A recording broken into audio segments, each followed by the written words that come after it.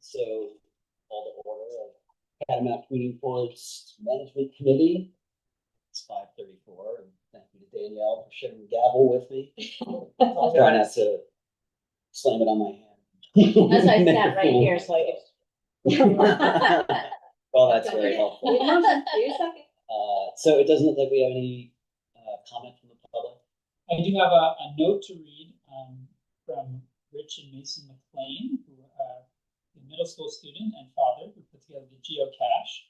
So that process wrapped up after they came here and spoke to you. We connected with John and found a couple of suitable areas that could be good for them and avoid some of the upcoming trail routes. And they did a little scouting and decided they wanted to be close to the summit area because it was already an attractive feature. So we gave them a couple options and they went out and found a spot, put it out there. And they reported that within 1 day of it being out, there had already been 2 people who checked in on the geocaching app. And one of them had given it a favorite star. So yeah, they were very excited. Yeah. And it's a nice thing for me. So I guess we can't discuss where it is. A public meeting. I gotta go find it. I can share that information. I'm pretty sure that's executive session. This might be a step. I think that if they find it, they should come to the house. Oh, I like that. Yeah, we should.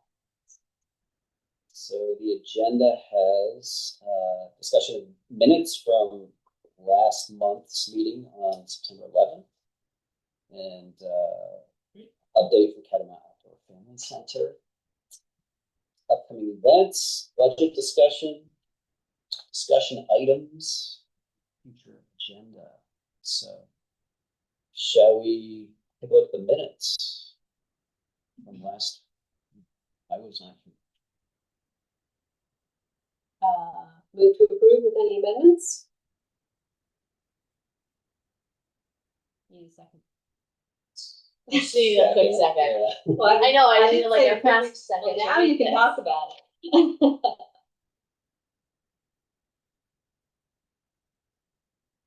Or sorry, I'm scrolling very fast. No, that's Are fine, you it's fine. reading live? I'm reading very quickly.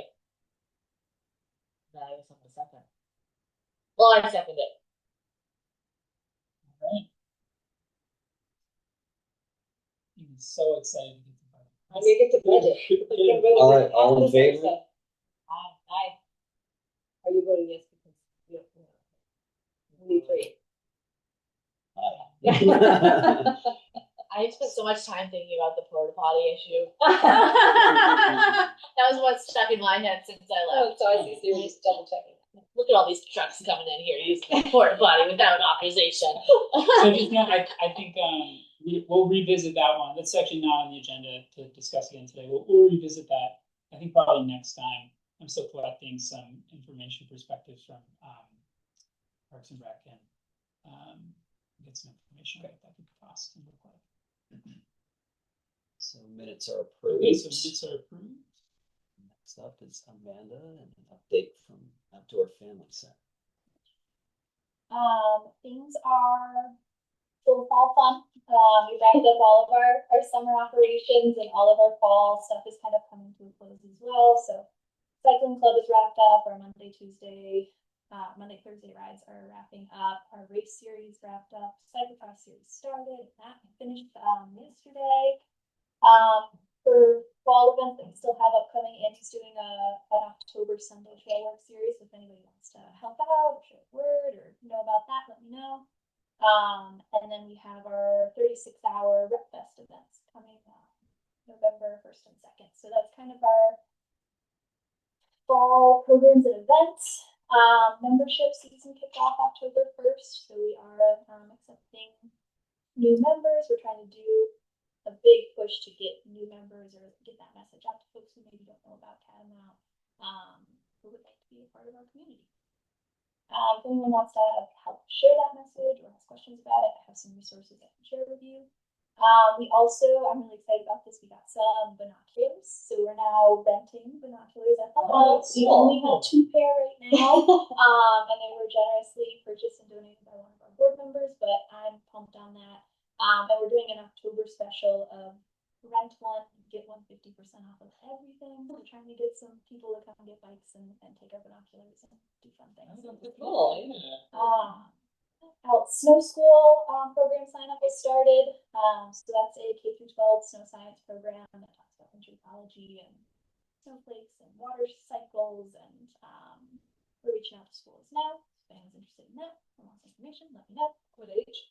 K through 12. So the program is a ladder design. So here you can start at kindergarten, come back for first grade, and build off of that all the way through. And then when they get into high school, they can start teaching it to younger students as well. We usually get them in snowshoes and take them on like a mile hike and have different stations throughout the forest where we talk about different things. What is?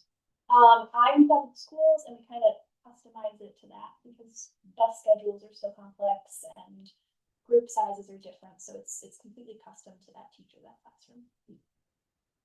I love snow school. It's one of my favorite things. That's it. Yeah. Only it wasn't in the winter. Talk about the inflation. Yes. Too bad weather, just bad weather. Would something be arranged with homeschool students? Would love that. Yes, absolutely. Also, we're finding funding is really challenging for all of the schools. So we also have a sponsor, a snow school classroom initiative. So if anybody in the community wants to sponsor a portion or the full program for a class, we can accommodate that too.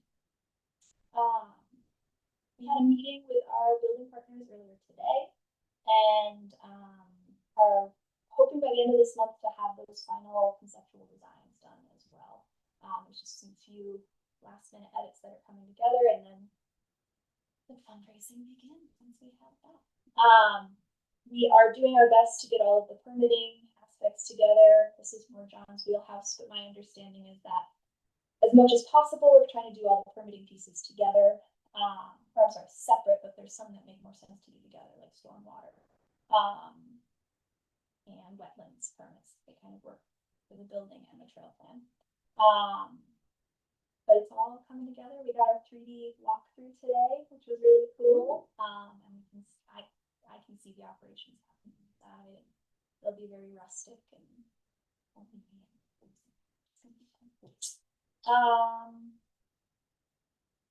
yeah, we're thinking summer 2026 already. So. Is there other classes that John normally talks about that I missed?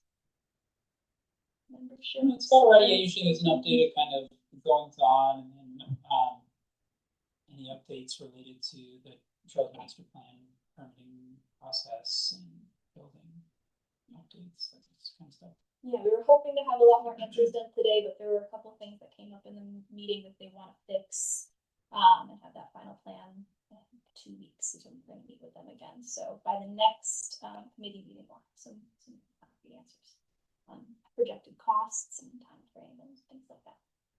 Right. Great. Yeah. That's all I got. I won't take up more of your time.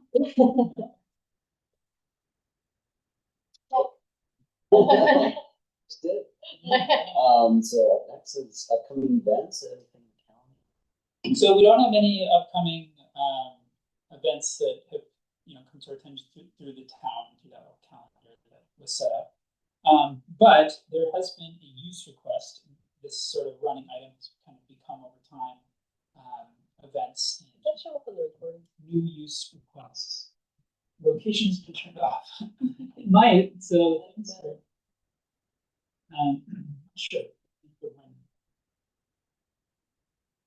See, is it just we're just seeing this.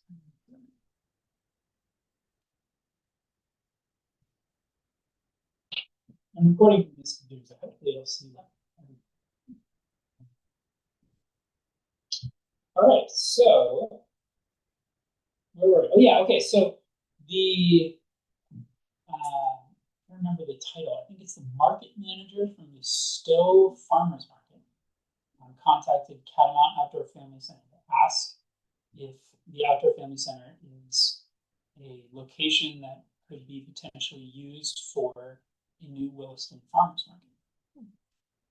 So it's an intriguing idea, and step one is really to have a conversation here about whether that could be a permitted use according to the management plan. So I wanted to open up that conversation real quick by sharing just a couple of elements that relate to this conversation from the management plan and the easement. Let me share the screen.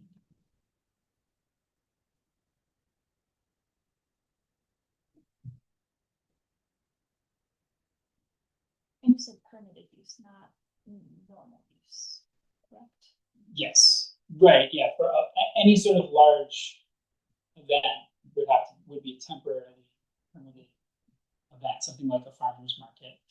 So the main question, I think, as it relates to the documents that have been established about what uses are appropriate and not appropriate for Catamount, I think is commercial. The question of whether certain kinds of commercial activity can happen at Catamount.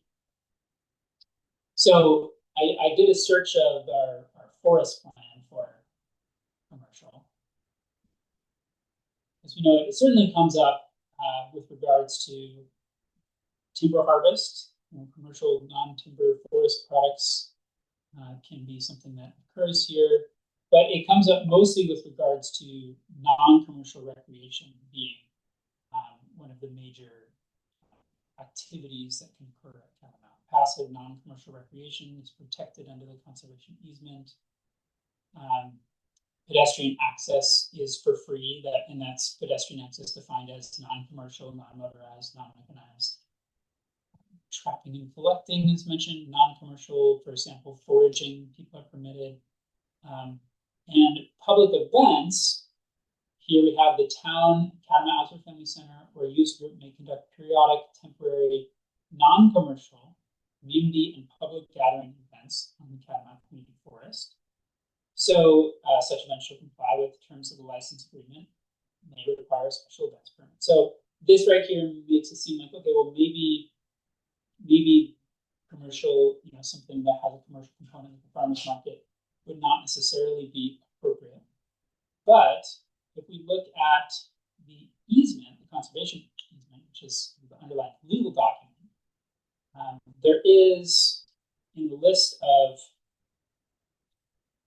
permitted uses, number 10 indicates that the right to authorize temporary commercial or non-commercial use of the property for recreational, private, social, community, entertainment, educational, agricultural, forestry, research purposes are all valid under the easement, provided that any such authorization does not unreasonably interfere with access to the general public, authorizes only uses or actions of the protected property that are not inconsistent with the purposes of this grant, so other purposes, are provided for in the management plan. So it seems like there's, like many things, that there's some ambiguity here, and there is an opportunity for interpretation around the purposes of what this forest was protected to provide, what kinds of opportunities are appropriate for it. Noting that easement seems to carve out latitude for all kinds of different events that could be commercial or non-commercial to occur, provided that they fit in with the purpose of the grant and with the management plan. So the last sort of legal document, the license agreement, does not appear to say anything about providing any additional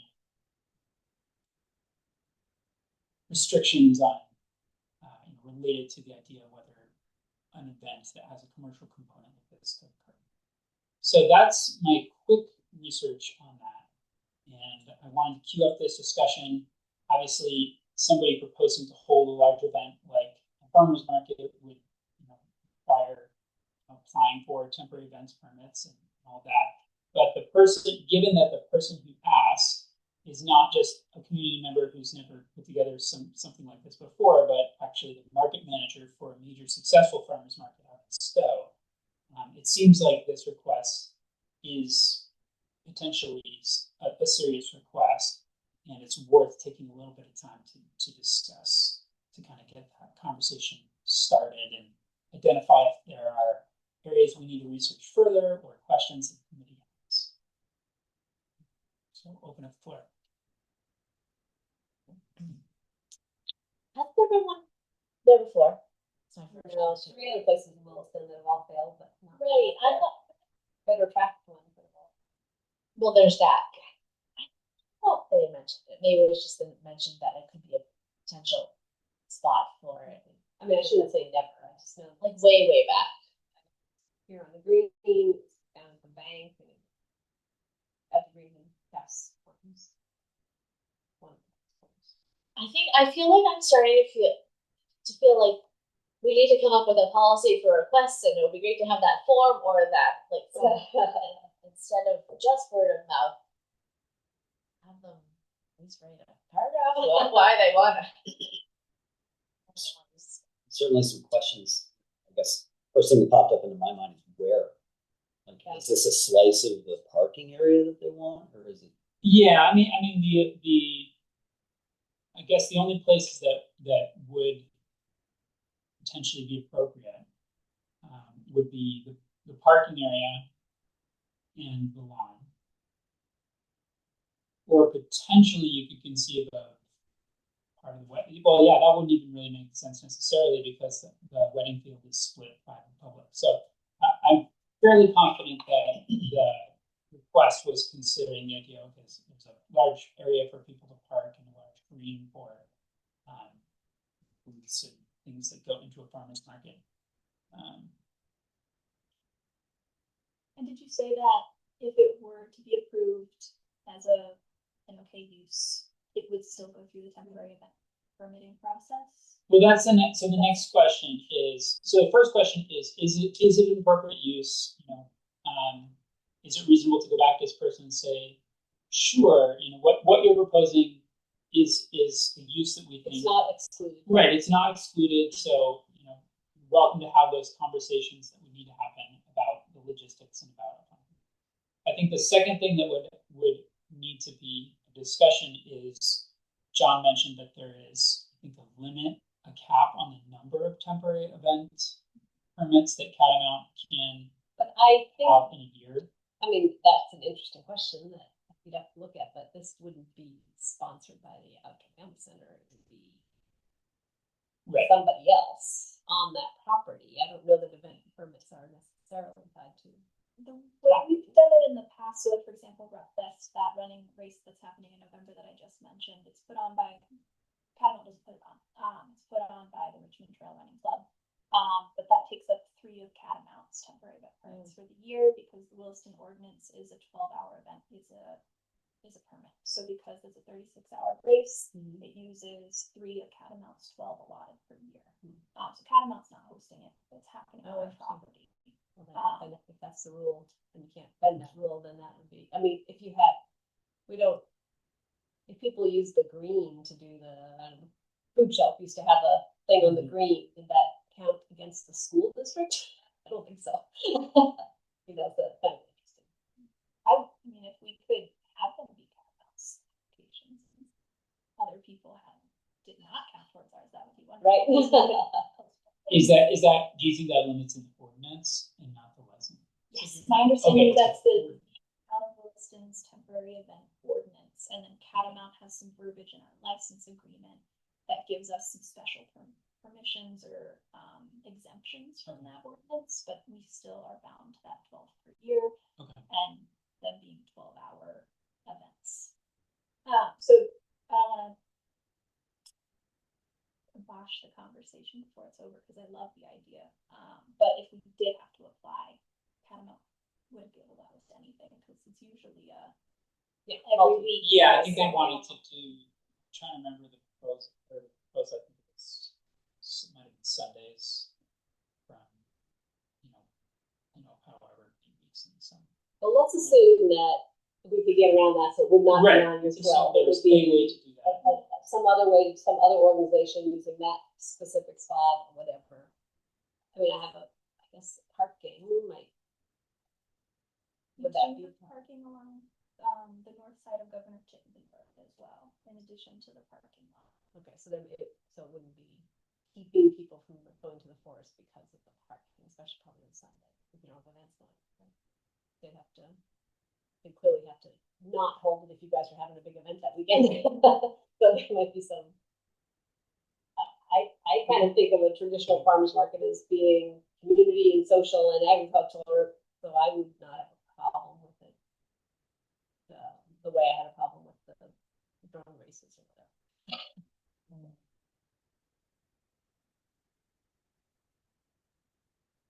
I would agree with that. I have some questions about scale and location and traffic and things of that nature, but this can certainly be discussed. And it would be all be discussed under that event permit anyway. Yeah. Okay. I think it'd be nice, a nice way to lure people in. up That's to it, exactly what I was thinking. Yeah, you get somebody up there. The Upper Family Center has a booth saying, "Hey, if you want to go for a walk, we can give you a letter." Binoculars. And your binoculars. Yeah.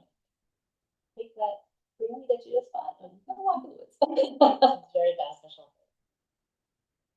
Okay, great. So yeah, it's very preliminary conversation. Yeah, really just wanted to get that first initial sense, see if there are any strong feelings against, for example, where I think having that perspective is good. I don't think we necessarily need a motion right now related to the idea, but I think that gives direction that we can kind of explore these other, the more technical side of the permit application process and kind of let that individual know what would be entailed in pursuing this. Yeah, I think it's Daniel's point, if they had something a little more, right, like how many weekends, what time period, how big do you think it's going to get? Because I'm thinking like a Williston farmers market, Williston, Richmond kind of thing, it becomes like a regional farmers market. Right. That scale is going to be. So That's a very Like the number of vendors too. right. Or Yeah. How many are they thinking? Is it 20? 5? okay. do you know the history of Wilson's Farmer Market? Exactly. Before. Yeah. And we're talking about the sixth one. It's not the first one where you do have 10 and then don't come anymore. Yeah, it's scale would be important. Okay. I'll throw out too, in terms of conflicts, on Sundays, Catamount tries not to host events June through August because we're so busy with summer camp operations. So those overlap. Would be a good thing.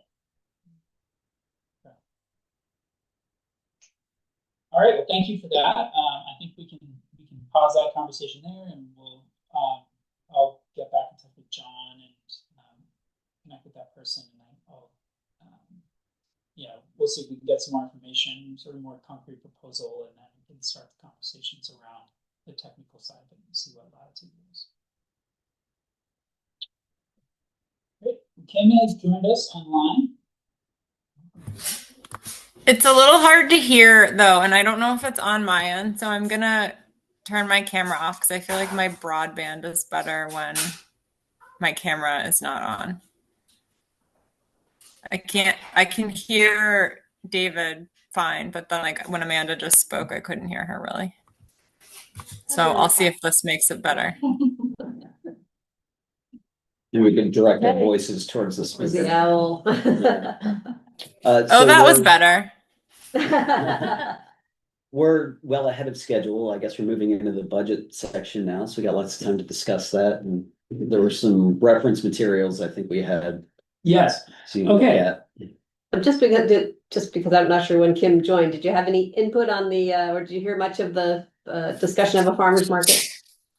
I just heard the tail end of it, so I don't know if it is really fair for me to comment or ask questions without derailing us. Okay, it doesn't look like it's clearly excluded from any of the documents, and the general feeling makes here sense. is that it wouldn't be inappropriate, given it's a reasonable scale operation, but there's a lot of other questions like the event permit count and things like that. So Right. Yeah. I mean, I'll say that like my response to it was like, oh, that's a cool idea, assuming it's in like the parking lot, right? Like that's like a cool community use. But I joined at like 4:48 or something, and then I think I sat in the waiting room for a minute, so I don't feel like I should make deep comments. As soon as this get posted, you can hear the riveting conversations. Yeah. We didn't make a decision, we just sent off for more information. Yeah. Perfect. Perfect.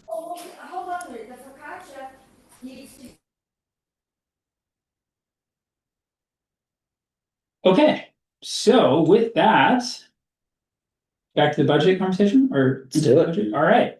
So I'll warm us up here with a couple of resources that I found in our files, and a spreadsheet that I'm working on to kind of bring our budget planning into the present.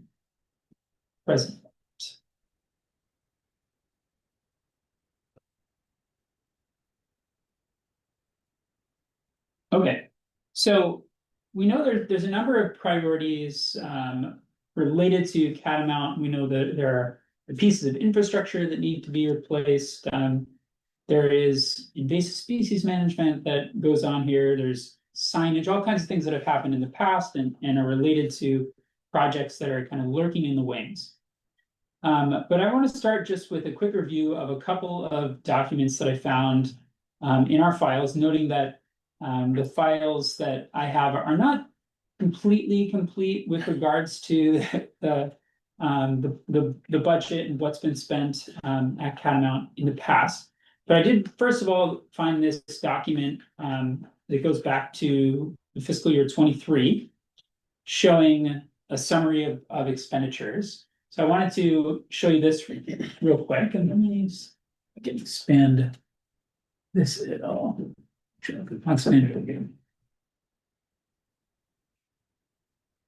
Okay, so in addition to some of the pools of funding that are available for larger projects, all of you are familiar with the fact that Catamount Community Forest has a $3,000 annual operating budget that renews each year. It is the balance is not saved, it is whatever you spend of that. So in 23, fiscal year 23, we can see that there was quite a bit of activity, different kinds of equipment, signs were made, some invasive species control work was funded, brush hogging related to invasive species, and actually most of this is related to signage and or invasive species.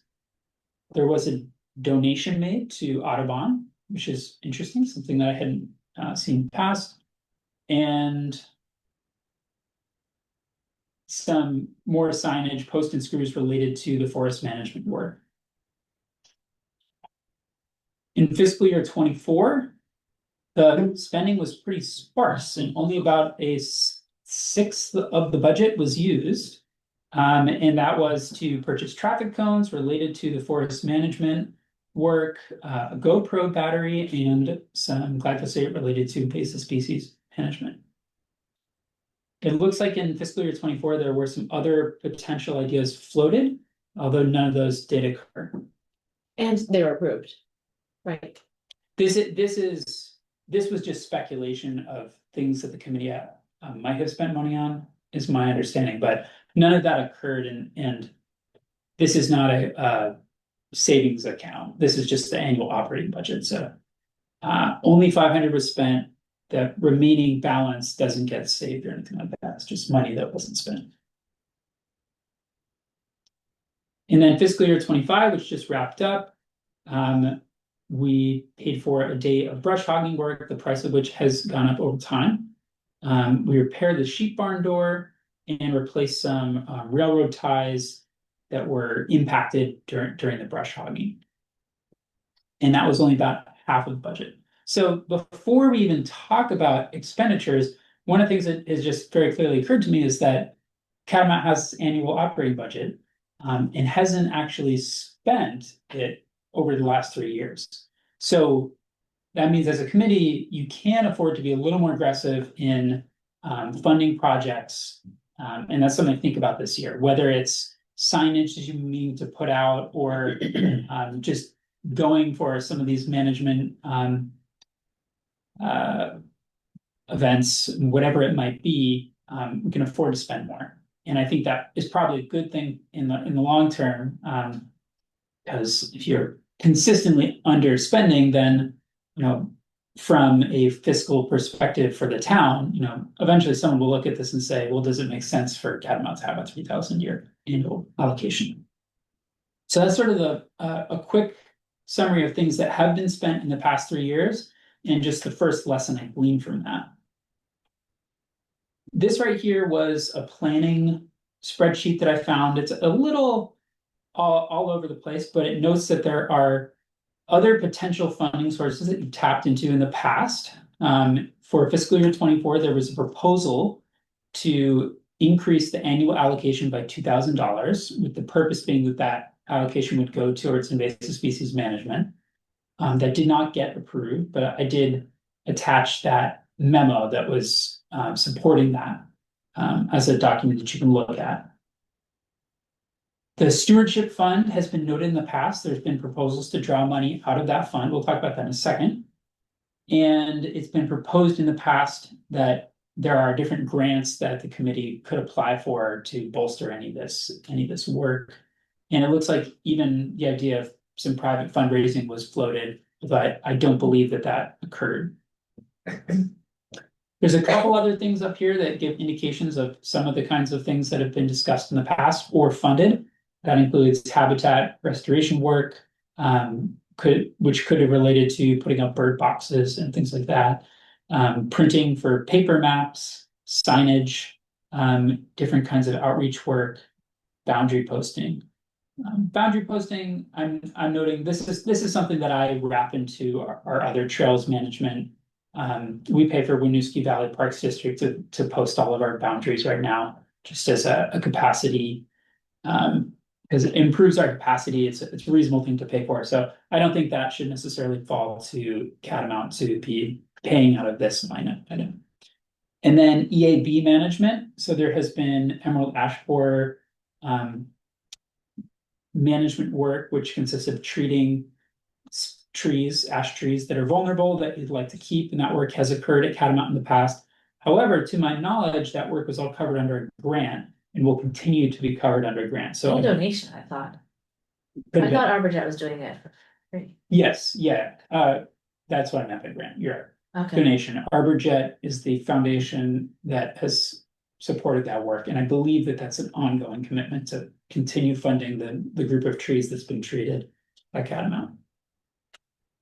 Okay, so with that preface, before we start talking about expenditures, I'll just note a couple other things. So this is the memo that was produced for fiscal year 24. I'm not going to run you through it, but I just wanted to bring this to your attention, to note that you have the power, if you'd like, to put together a memo that would advocate for increasing the line budget in the future. Again, if you'd like. It says 2022 at the top.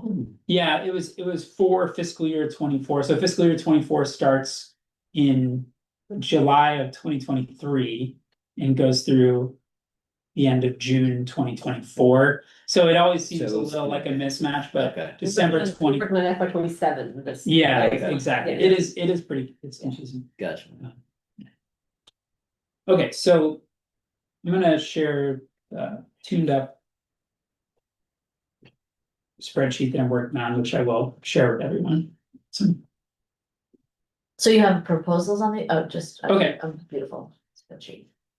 All right, so the next thing to zero in on is that this spreadsheet, do we have a copy of this or no? You do not yet. This is draft. I've started working on this, but I will share it after today. No, that's fine. I just was making sure that I had not missed something. Okay, so the next thing that's important to understand is that there are other pools of funding. Thank you, Jean, for bringing some of these, to bring me up to speed on some of these things that I should definitely know about. Other than this $3,000 annual allocation, there are two savings accounts which are connected to the Catamount Community Forest. And these are accounts that accumulate funds, either funds that have been funds that have been raised through some special event, such as a harvest at the Catamount Community Forest or donation. That's the kind of thing that goes into the stewardship fund. Or they're funds that have been allocated through the town capital fund and sit in a savings account that has a line item specifically for the community forest improvements. Those funds could have originally come from ARPA. They could have come from the community projects funds, but no matter what their original source was, or just the operating budget. yeah, or just the operating, whatever their original source was, they end up in a savings account that is flagged for use at the community forest. And does roll forward. And does, yeah, exactly. Don't use it, it stays there. Exactly. That's kind of the point of the You're capital. absolutely right. These roll over. So that's really the difference. The annual budget renews every year, but if you don't spend it, you don't get to keep it. And the savings accounts, of course, they do not renew. You spend that money one time, it's gone until replenished by either being approved through town budget or through a special event. But it rolls over year to year and can accumulate. So in the stewardship fund right now, there's $38,000, just over that. That is money that was $20,000 seed money from Land and Water Conservation Fund from the conservation of the forest in 2018.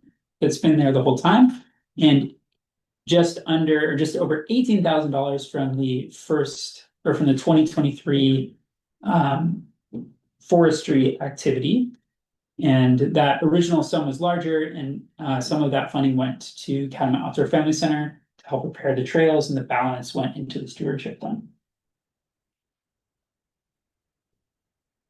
Now, the next pool of money is the capital fund. And I've only recently kind of got my bearings around how the capital fund works. This is where I mentioned that, the source of funds that go into this account could have been different. We know there was about $50,000, I believe, that came from ARPA originally, and there's money that's come in from the town general fund, or the community projects fund, I think is the other main source. I'm waiting on what the current, Shirley's going to get me an updated summary of what's in that, but it's around $60,000 is my current understanding. So that means that in total, there's around $100,000 available to this committee to be thinking about allocating towards projects, which it's exciting that that's a substantial amount of money, but we also know that there are a substantial amount of projects that could soak that up when you start to think about things like repairing the sheep barn and putting in a brand new trail, potentially connecting the two sides. So some of these larger capital projects.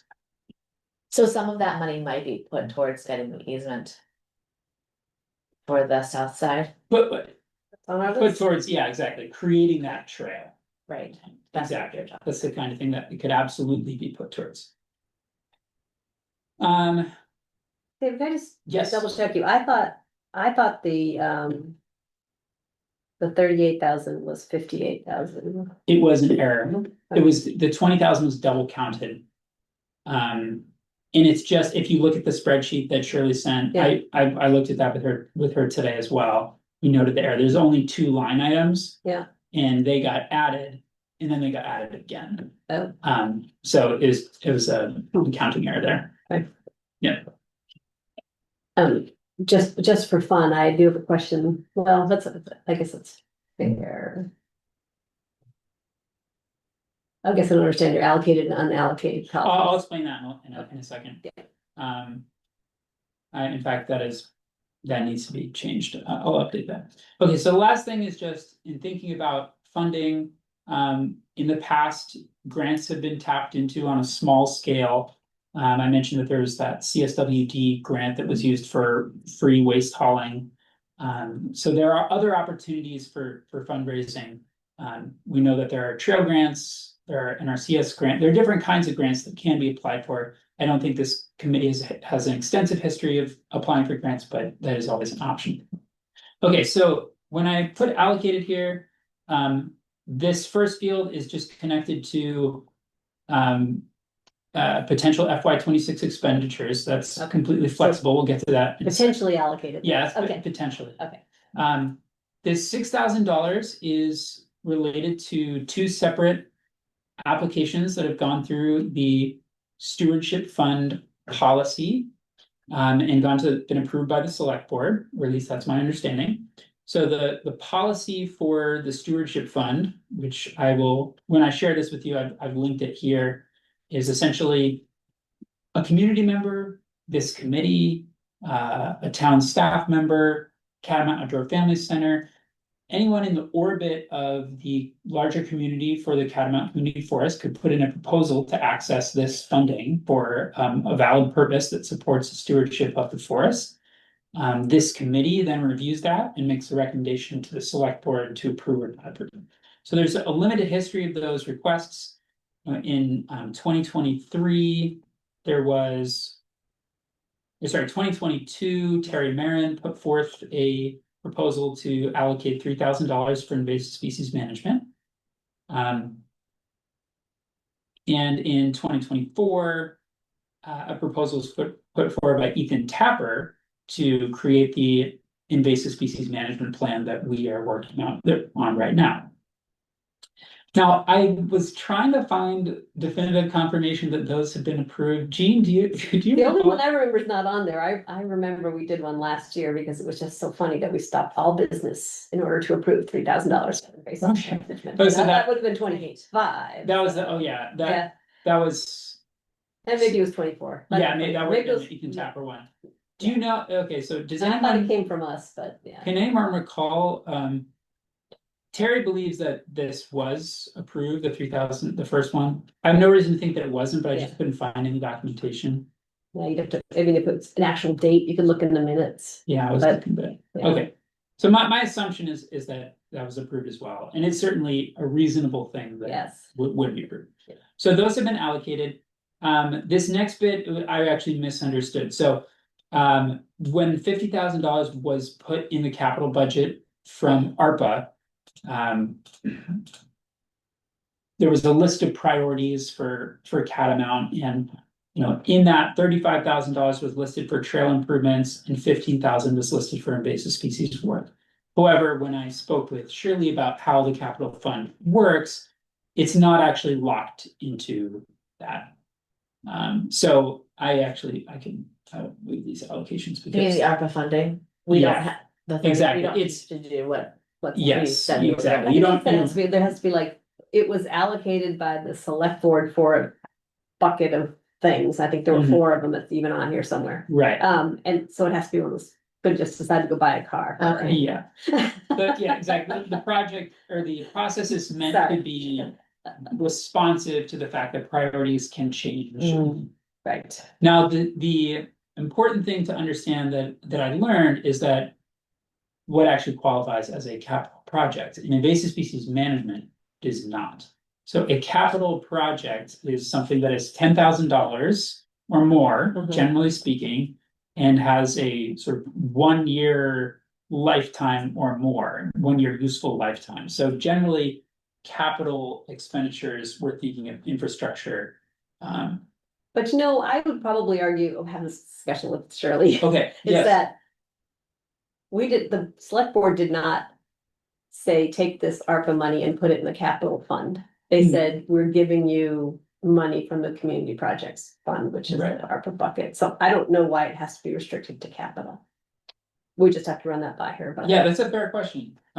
there's lots of things on there that are not capital. Right. So, I mean, we gave money to the food shelf, that's certainly Yeah. not capital. So I That's- think that I wouldn't, Okay. I don't think either one would be restricted until I don't know, I don't know why they would be restricted. Okay. I do No, agree, the that money, makes it's in the, I think there's like 10,000 there, or if we actually, so the capital fund, the way I think of it is like, we need a new fire truck in 10 years, it's gonna cost us Mhm. $1 million, let's put $100,000 a year away until we get there, and then we don't have to bond for it, Mhm. that's what its intent is, so if we really had any intention of doing this stupid sheep barn thing, then we would say, well, in 10 years, that thing's gonna fall down, we need $1 million.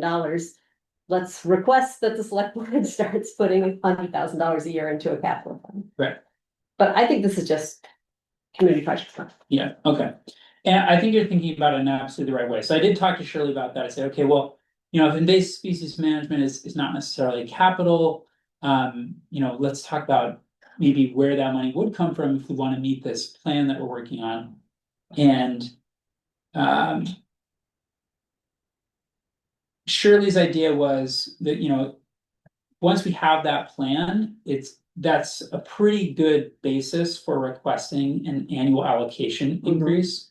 And For our operating fund. yeah, for the operating fund, because that's really where you want to be drawing from for something like that. Yeah. It's like an annual service. Yeah. Because the capital fund, it's a savings account, so you'd be drawing that down For our fire truck. and then it'd be gone. Right. Versus the annual budget, if anything needed to change and for example, you weren't going to pull that money for the year, you could use it for something else. That's kind of why I thought we had asked to bump it up to 5,000. That was the Ethan Tapper 5,000 a year thing. I think it was, and I think it just wasn't approved at that time, but it was chaos. My perception is that especially with plan in hand, yes. There is a strong argument to go back and say, hey, this is what we're trying to do. Mm-hmm. We have a real plan to do it. We're going to spend this money. We have this purpose. Right. And here's how we want it to. We don't want to just draw it down from the stewardship fund. We want to spend it out. So that's how that would likely work. Okay. So just a couple of things, then we can kind of open it up for general discussion.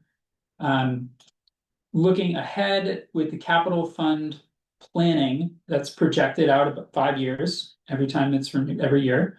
And the current projection is that there'll be another $20,000 allotment in fiscal year 27, and then 25,000 in fiscal year 29. Of course, that could change, but gives you an idea of the rate of savings currently about $10,000 a year on average.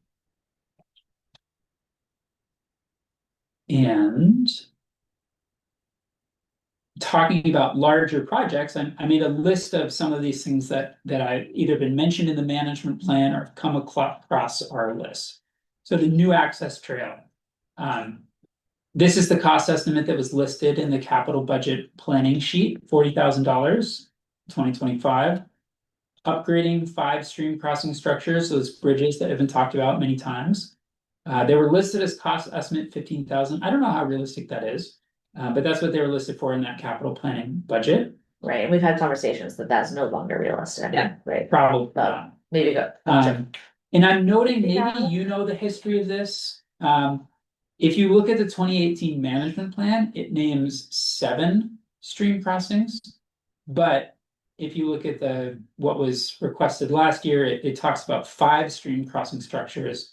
And if you look at the license agreement as it was last upgraded, it talks about 5 bridges. But does anyone know the history there of how 7 became 5? Global warming? Maybe. This is that kid's joke, right? It's just 7, 8, 9. Okay, so something to pay attention to. But either way, that's going to be some capital infrastructure. There's new right of way to southern parcel. That's the new access trail. trail. New access trail. Yeah. Okay. The sheep barn that was listed at 100,000. I think the analysis had that cost even higher. And I have notes that said that Andrew was going to see if this is even required. It seemed to be very controversial whether it was actually required. The sheep barn? Yeah, we needed to do anything with it. It may not. I don't think that's something we got like $1 million is what we were getting numbers kicked really? But I can't see the town going for $1 million upgrade to the sheep barn. Yeah, I don't think it would have to be in the easement or it'd have to be in some sort of legal foundation. Yeah, some kind of historic structure. There's got to be a lot of sheep barns in the state that we don't need to keep every one of them. Right. So I don't think the committee is obligated to spend $100,000, but it has been on the priorities list. It was mentioned in the 2018 management plan that it would be something that the town would try to keep up. So it's certainly worth. I did find our note from this discussion last year, and we have in the minutes that we said, forget the sheep barn. Right. I put that in my head as we were moving, she burned away. I also have that memory, and I also have a memory from earlier, like writing the management plan, that it is a historic structure, and that the reason that keeping actually rehabbing it would be so expensive is that there are like all of these requirements around the materials, but that we could just like not keep it up. Like there's not a requirement to keep it up, but if we do, then there are it's a lot of requirements. Yeah, it is listed on the historic registry. But that's different than being required. Right, that's different than required. Yeah, I yeah. think It's just that it like becomes even more expensive than if it were just like a sheep barn and we wanted to rehab it. There's like this other layer of expense. Totally. I think regardless though, if you decide that you don't want to upkeep it, the committee should have some sense of what the long-term, fate of the sheep barn will be, because even if you let it decay on site, eventually it'll become a safety hazard. So many okay. So a couple other things, entrance signage. I'm pretty sure my reading of the original management plan and the Land and Water Conservation Fund is that there is a requirement that we still haven't met to put a updated sign at the entrance. And that sign has to say a couple specific things, like this property was conserved with assistance from the Land and Water Conservation Fund. Does the sign on the side of our rental barn cover all of that? Because that was put no, up. does that say all that stuff? Yeah, that's not a Catamount sign. Oh, that's a town sign. Okay, that's exactly why I brought all this. So that may check. satisfy that requirement. I was reading as it needs to be like at the entrance, but that's probably good enough then. Okay, I will say it does have 5 "you are here's" on it, and you were only in one spot. So what the reason I wasn't sure about it was because it was also mentioned in the license agreement, in the 2023 license agreement. And where it's a little confusing is in the management plan, it says that this is going to be a town responsibility. And in the license agreement, it says it's going to be a Catamount or family center responsibility. So I think there's some confusion there. We should look into it. I think we could spring for the sign. I think regardless, it would be something that would be reasonable for the town to cover. But that's sort of, I put that on the list. We've talked about the parking lot, as that's something that is not necessarily going to come out of our this budget. The stormwater improvements have been floated, but there's still a lot to be determined there. And we've started this conversation on portable cost sharing. So this is just a couple things that I've noted and pulled into this list of sort of longer term or bigger things. And then that brings us back to an exploration or brainstorm about fiscal year 26 expenditures. And this is the general list that has been worked off the past couple of years. I've noted that last year, the 1 day of brush hogging was $100 an hour, cost $800. And assuming that the invasive species management plan comes back, with somewhere around $5,000 a year, whatever it might be, I just took a stab. I said, okay, well, maybe $1,000 out of the operating budget, and through that, maybe now is the time to use that $3,000 that's been already allocated for it. So this is non-binding. I just threw these numbers on, and with all of that background, I wanted to open up the floor to all of you to talk about ideas for expenditures from the annual allocation and also potential action items on larger purchases using the savings accounts. I just have one question. Is the invasive species management specific to terrestrial invasives? Because I see EAB is a completely different line item, and I was just curious if the plan is targeted at. That's a great question. Good question. The plan is terrestrial plants. Okay. Yeah. Thank you. So it would be I separate. went to aqua. Oh, what's in your pond? Flying. Well, that can be a big. I mean, talk to the Lake Iroquois Recreation District, right? That's a big thing as well. So far, there's no kayaking in that little pond. And can you give a quick update as to where we are in the management plan? Are we getting that from? Yes. So originally, I was thinking that would be like, okay, let's have it done by early spring, and then we'll have it kind of tuned up and ready to go for the growing season. But I think we may even get it earlier. So Bob and I are going to have a check-in on progress in about a month. And he may have a draft for me by then, which I'll take a quick look. And yeah, I don't know. I'm trying to get him to nail down a date for having a draft ready for the committee. But my sense is that that's actually going pretty quicker than I originally expected. And 3,000 will cover that plan. That's been the discussion, yeah, is And then the implementation on them, implementation's No, entirely that would be, this the is just 3,000 is the plan that goes to Bob when we get the plan. Yeah, exactly. Well, I mean, it's obviously an operating budget would be, something like 1,000 or whatever for brush hogging, 5,000 for invasive species management, and $500 for anything else we need, assuming we don't have to do portalets. That those things feel like ongoing. Every year we're gonna need the money to do that, and I think we should just ask for it. Yeah.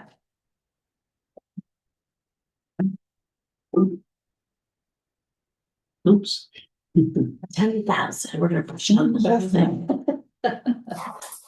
I'm also wondering about, like, it seems like we get requests for things like bird box upgrades or repairs, and sometimes there's volunteer work to do that, but there may not always be. Yeah, I don't know where that would go, if it would go in forest management or miscellaneous expenses, but maybe just thinking about, like, those things are wooden and they wear out, and maybe we might not always have volunteers.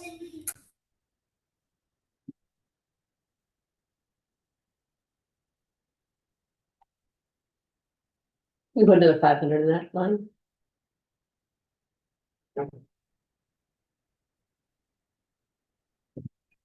Dream big. Dream big. No, I mean, I guess I could see the discussion with, since I've sat in Eric's chair, I would be like, well, look, you haven't even spent 3,000. Like, what do you like? How about we move that up? That invasive management, Yeah, invasive is exactly. like Now making me it's gonna sweat here. happen. I feel like we've been Yeah. like 3 years on. Exactly. We did the timber project and we're supposed to do the invasive management right after. Right. So, but it could be like maybe next year, since it's gonna be spring before we even get started. Maybe we're only gonna spend half of that, but the half of the 5,000. But then the next year we want the other step. Right. That's what I was thinking. You do have. It is kind of nice in this case that you have that 3,000 already approved, that you can just say, to back it up. like, yeah, we can. Like, if they don't want to bump up the amount this year, you at least have that. Right. So maybe we make it half of that 5,000 for the first year.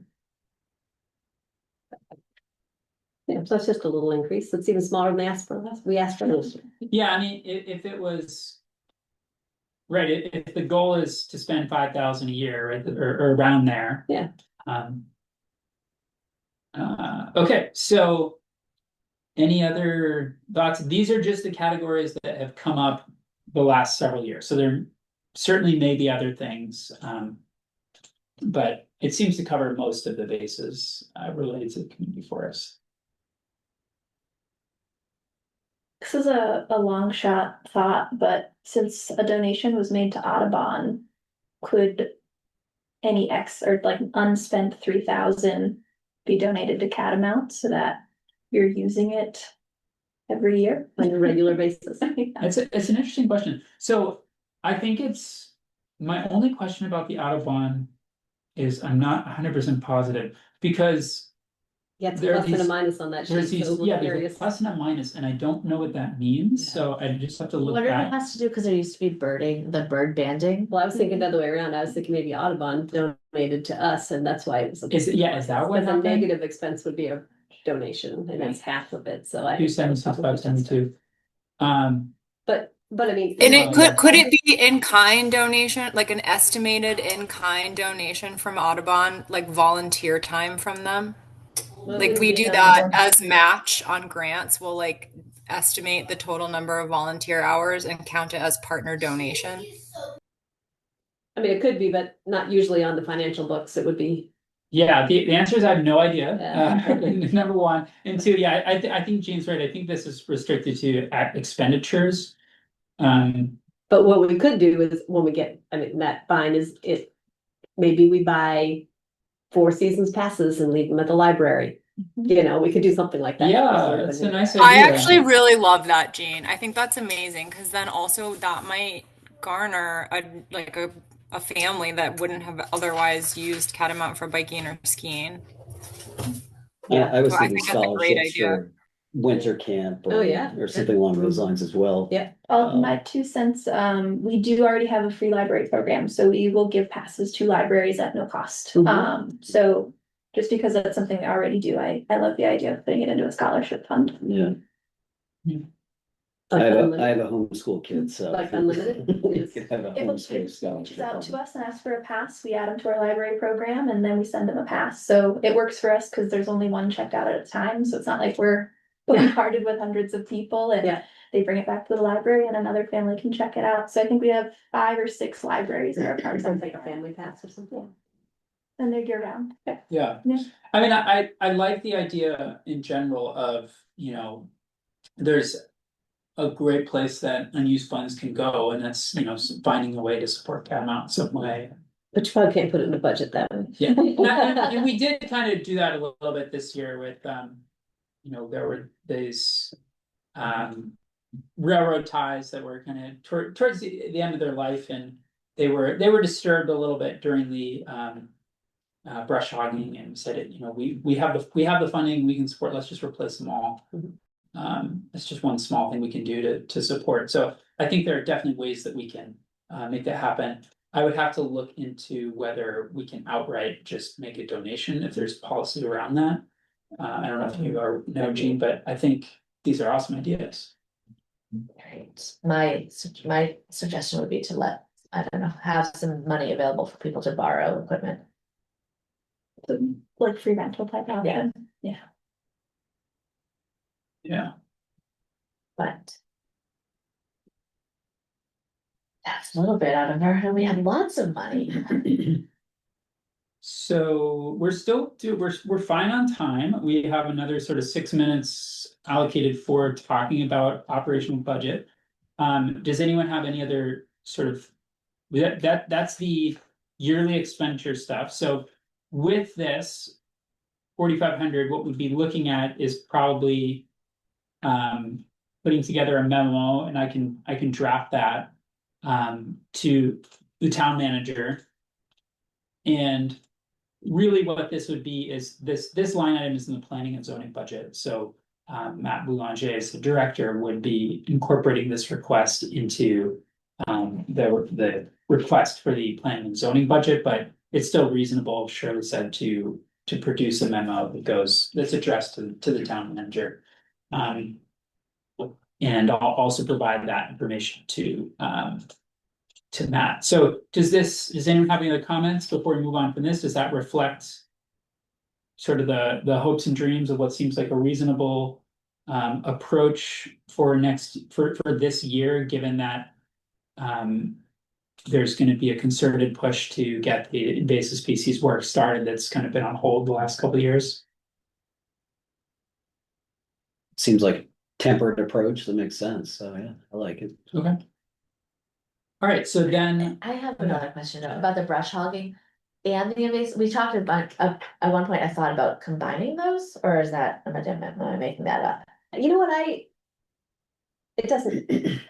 You could I'm sorry, say, what? Combining what? I missed The it. brush hogging, is the brush hogging part of the invasive species management? No, that's the view shed.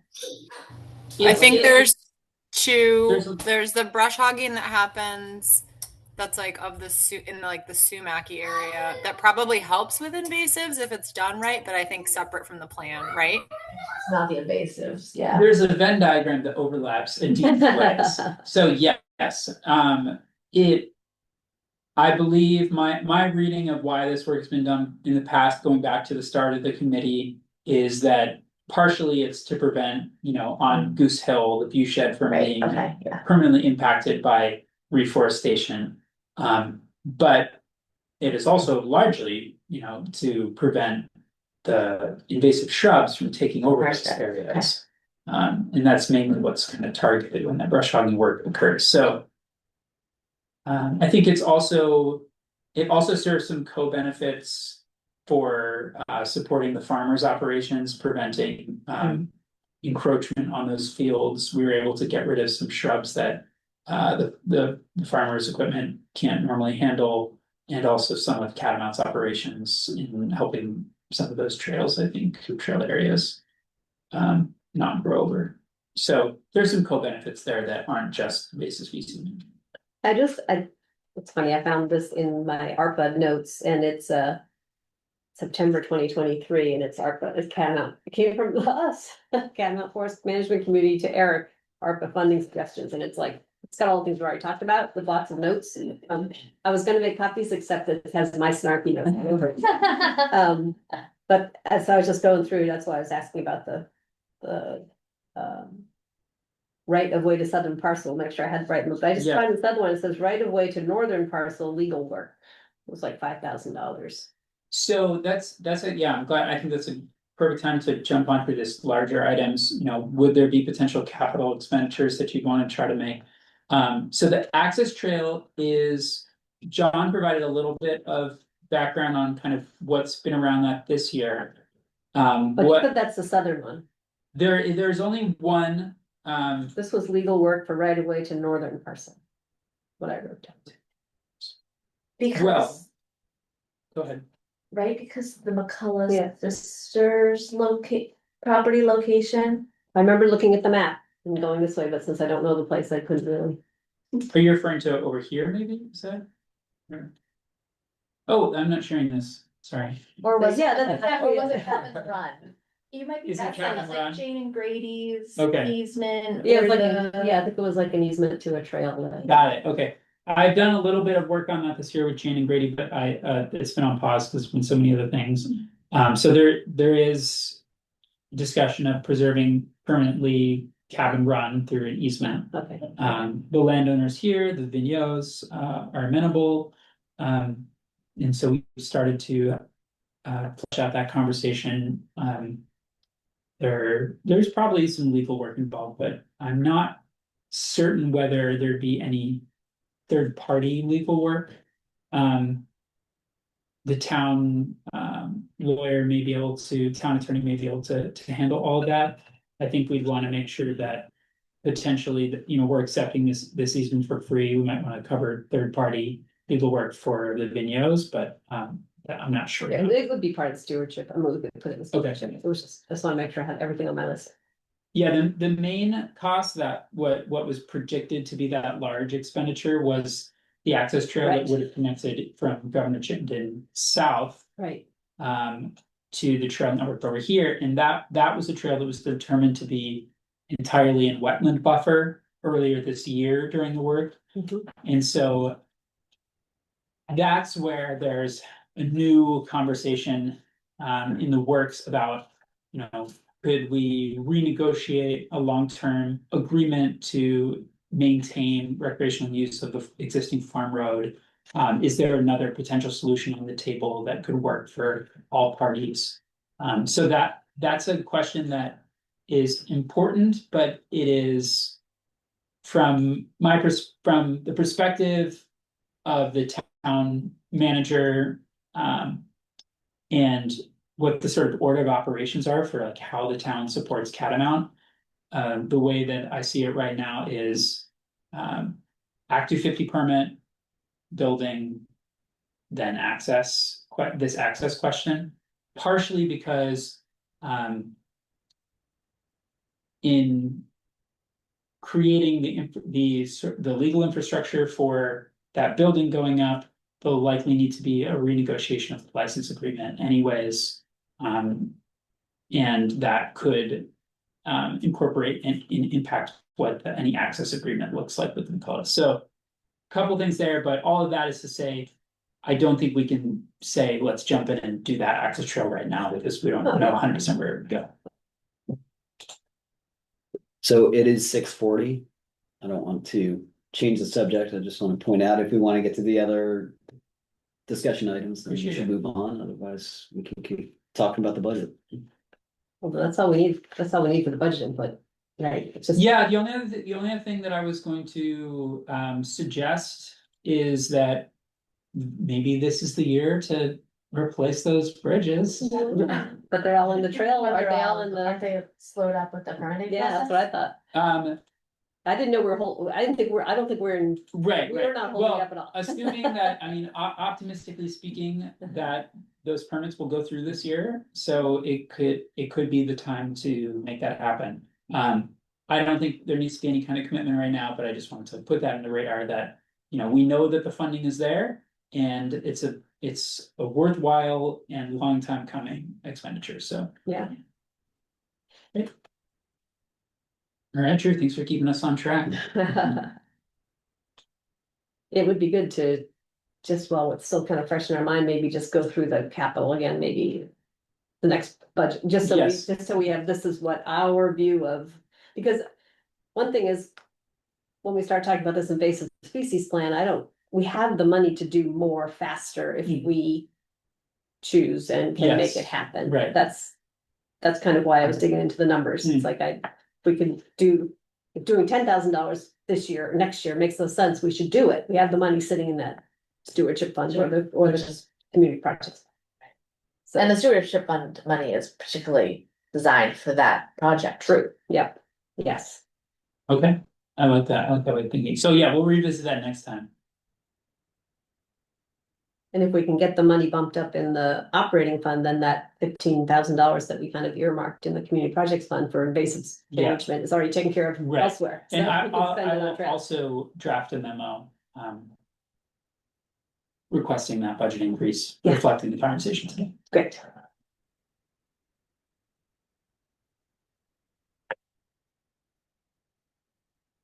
All right, Drew, what unimportant stuff do you have?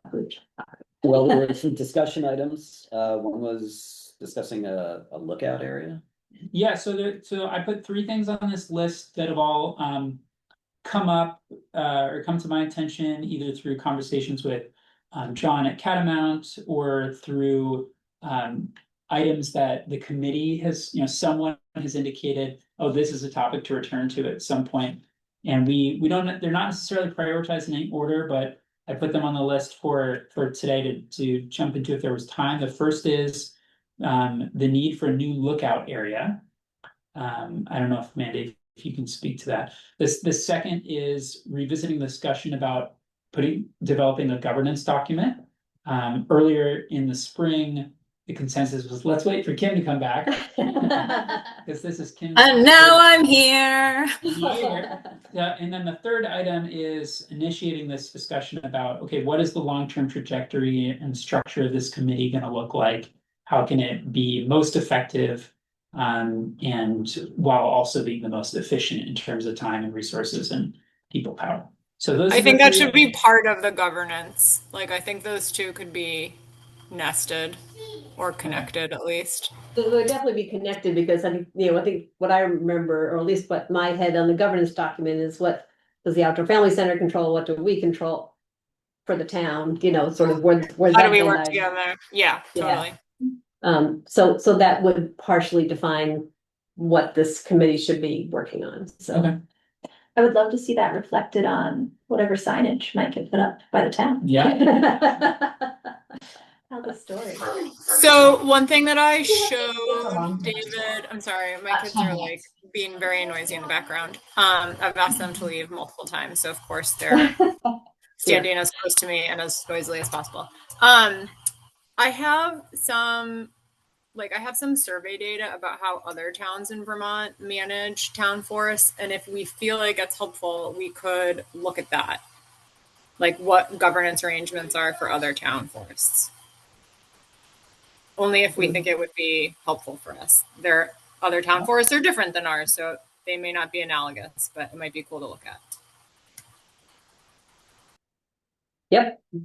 Well, we have 14 minutes. Would anyone like to propose? Do you want to jump into that? Do you want to look at that data? Do you want to talk about the lookout area? Does anyone have any? I don't think any of these are particularly. Well, we can't do, to Danielle's point, we can't handle either of the last two in 14 minutes, right? But we could decide if it's how we want to approach them and when. I mean, it could be that you're not going to be able to handle that kind of discussion in 90 minutes with everything else we usually have. So, but I think they're both important. I also just get a little bit frustrated with the structure of this committee because it seems like we spend a lot of time on things that could be staff work. Sorry, David, but deciding whether or not we're gonna, porta potties, that kind of stuff is sort of may not be. I think there's some work that can be done on the tasks that this committee does. That's all. But but to Kim's point, maybe we need to do the agreement first. But we could spend 10 minutes talking about the lookout. Or the other way around, like maybe we like decide what the best use of the committee's time is, and then once we have that fleshed out, then we do like the broader relationship with Catamount. I think either direction works. But to your point, there are many towns that have town forests, and there are not committees that manage them. And there are not staff. Yeah, in fact, there were some towns that we asked, how do you manage your town forest? And they said, what town forest? We're like, this one that's on the tax parcel map that you own. I think next meeting, I guess I would propose next meeting we would talk about these issues for half an hour, 40 minutes. Where we can maybe read the documents ahead of time too and think about it earlier in the meeting before we're tired. Before I'm tired. And have time to think about it. I feel like Hans would probably want to be involved in that discussion too. Yep, that makes sense. It would be fascinating. I also don't know how. Like, I would like to hear if there are other town committees that manage the forest, and you said there's some that don't have any management, but it's hard for me to imagine how we're not here. I'm just in it. I don't know how it could be done a different way. A lot of the majority of towns, it's under the purview of the Conservation Commission. There's a small number of towns that have a separate town forest planning committee like we do. Andrews Community Forest in Richmond is one. I think Barry Town Forest maybe. And then there are a number of towns that it's under the purview of the select board. There's some towns where it's like the town manager. And then, yeah, there are not many. There are town forests that just are not really accessed and used and thus are not managed really. Some were originally conserved for like water resource protection. And so their function is to just deliver ecosystem services untouched. And so it's pretty low touch. So I think timber resources. Yeah, I mean like the original legislation that enables towns in Vermont to own forests was for timber production and as like social security. So if families fell on hard times, they could work in the woods and harvest firewood. And it was sort of like a remnant of English settlement patterns. So there are some town forests that like they have language still that refers to that. And then like some of the management is like really remnant of that old structure. And then there's like newer ones like ours and Andrews Community Forest in Richmond that were created recently and were created with federal funding. And so then that shows up in things like this committee, right? Because that was like part of the requirement of getting that money from the Forest Service. So like I think part of it has to do with like the founding mechanisms, and then there's like remnant of that. And then part of it has to do with like the goals of the management of the forest. Like we're super recreation heavy, many of them aren't. So there's a lot of variability. Yeah. I think the component of just speaking to Jean's point, defining kind of what the division is between staff and committee labor is really, I've been operating since I got here under just like whatever is Catamount comes to the committee. And I think that can be a part of that conversation. If there's things that you want to just say, okay, this lives in the staff purview and staff can make the calls on this, then that's fine. I'm all for efficiencies. And if there are areas that you want to just kind of delegate that, there'll be an understanding that that's just kind of delegated to staff to make decisions about that. That's certainly something that can be discussed. Right. But I don't want to usurp any decision-making power without getting that permission explicitly granted from the Democratic Committee. I would be totally open to having if Kim could send us those documents so we can all at least scan them. To having a conversation about what this committee should or shouldn't do, perhaps to get a little bit closer too. And then when we start doing the second part of it, we might change that, but you know, we can go back and forth. Okay. Kim, would you maybe want to start or kind of next time present that data as kind of intro to that wider conversation? Yeah, for sure. And I feel like at some point I also sent some management agreement documents. I was thinking And so, yeah. I can re-find them. Um, I think there's like two things, right? There's like what does the committee do and the decisions, and then how does the committee interface with Catamount and what Catamount does, and what are those like communication lines? So I'm trying to decide which comes first. Okay. Sort of chicken or egg. Okay, yeah, we can work together a little on that too. But yes, that was a long way of me saying yes. Okay. I can say too, from Catamount's perspective, I think a lot of that has been clarified just through your role and how you've navigated that. So we know who to go to at this point. Amanda, do you want to maybe, I don't know how much there is kind of in the conversation about the lookout, but I don't know if you want to preface that or. Yeah, the short, just since we're short on time, essentially the land boundary at the lookout, the trees are growing outside of the Catamount Community Forest land boundary that are going to obstruct the view of Camel's Hump from the lookout. And so because we are not able to maintain the view shed, and that being such a huge draw for the public to go to that destination to have a lookout, we want to change the location of the lookout to a place that we can maintain that view shed. Part of the comprehensive trail plan that we've been working on the past few years. We can go into more detail. Patrice Maloney's land, the adjacent land. That is River Hill Farm. Yep. Okay. Yes. Yeah, and I believe conversations that I overheard was that it was unlikely that they would give us permission to maintain that view shed. I think that's accurate. All right, sounds good. Let us know where you put it. And John has a location. I mean, I don't think it's not worth asking. She was on the original committee that wrote the management plan during the conservation effort, and I do think she has like an interest in the property, and she allows like the vast trail to go through her land, and it used to go through Catamount.